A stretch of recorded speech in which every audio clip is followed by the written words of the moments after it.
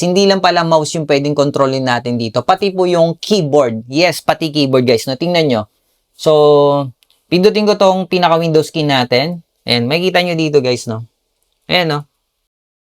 For today's video, share ko lang sa inyo yung share mouse natin, no? So, maraming na-intriga po doon. Again guys, hindi po yun dahil sa pinopromote natin na FuryCube mouse na try mode. Pero kung wala ka pa na ito guys, bumili ka na. So, kung makita nyo, naka-built-in touchpad lang tayo. And ito na nga guys, so naka-install na yung share mouse natin. Pinaka-latest version po yan. And dito guys, makikita nyo yung pinaka-icon natin sa task manager, no? Ayan. So, pag hindi po yung naka-license guys, so may nakalabas po dyan na free edition lang. And then, dito sa PC natin is mag-i-install tayo ngayon. Meron na tayong installer dito sa desktop. Run lang natin siya. So, kahit hindi muna natin i-restart. So, ayan, makikita nyo, tatlo na po yung nasa display natin. And makikita nyo guys, meron nakalagay na A at saka B. So, pwede naman mawala yan. So, dito sa monitor natin, makikita nyo, CBA. Huwag kayong magpapalito dyan guys, no? As long na alam nyo yung pangalan ng computer nyo. So, ito yung A natin, di ba? Tapos yun yung B. Ayan, kung makikita nyo dito sa monitor natin, kapag saan po yung naka-align yung monitor natin, halimbawa itong A, no? So, ibig sabihin yung mouse natin is, pag tinas natin, mapupunta siya dito sa A. Kapag dito naman guys, no, sa B, kapag yung mouse, ito kasi pinaka-laptop natin itong blue.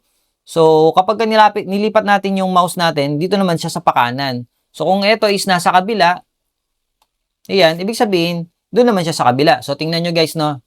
Pansinin nyo ilalagay ko yung mouse natin, move natin doon sa kaliwa. Ayan, ito, left side. Ayan, makita nyo doon sa, dito sa computer na to. Ayan, lalabas siya. Ayun, refresh ako doon. O, diba? So, wala po tayong ginagalaw na mouse, no? Andito po yung mga mouse natin. Wala pong daya, ayan, ayan. Lalagay ko dyan para makita nyo. Diba? Okay? So, dito naman tayo sa kabilang monitor natin, sa PC. Ayan, makikita nyo nasa taas po siya, guys, no? Gagawin natin is drag lang natin up. Makikita nyo na siya dito, gagalaw na po yung mouse natin. O, diba? So, wala pong magic yan, guys, no? Nasa software lang po yan. Ngayon, may nagtanong sa atin kung paano daw mag-transfer ng files. So, transfer tayo ng files, no? So, halimbawa, itong picture. Okay, so, drag lang natin yan pababa. Ayan, kung makikita nyo, guys, no? Malilipat na yan sa ating laptop. O, diba? So, picture lang ba ang kaya niyan?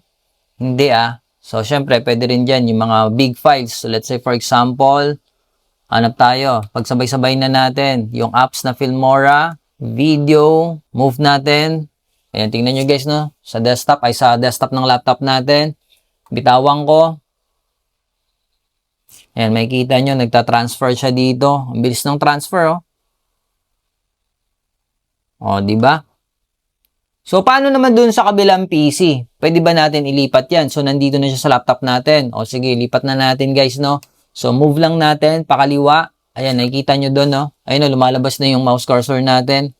O, bibitawan ko, Ayan, tingnan nyo, bibitawan ko, guys, no? Ayan, ito yung mouse natin, O, bibitawan ko. There you go. Yun na. So, nagta-transfer na rin po siya. Yun, no? Ayan, tapos wait nyo lang yan. Boom, ayun na siya. O, diba? Ngayon, paano naman kung, sa pag-license naman. So, automatic na po yan. Isang laptop lang, ila-license nyo. Tapos, itong dalawang PC na to, hindi mo na kailangan i-license. Isang license na dito sa laptop. Kasama na rin po yan dun sa file na i-upload natin, no? So, nakalimutan ko nga pala sabihin sa inyo, guys, hindi lang pala mouse yung pwedeng kontrolin natin dito. Pati po yung keyboard. Yes, pati keyboard, guys, no? Tingnan nyo. So, pindutin ko tong pinaka-Windows key natin. Ayan, makikita nyo dito, guys, no? Ayan, no? Diba, nagpa-function na rin. Hangas, no? So, sa mga interesado nitong program na to, guys, lalagay ko sa comment section natin na kasama lagi ng Shopee. So, bumili kayo at hindi, guys, okay lang po yun. Malaking tulong na po sa akin yun as long na-click nyo lang yung link natin dyan sa Shopee natin, no? Maraming thank you, guys, no? Ingat kayo lagi and God bless you all.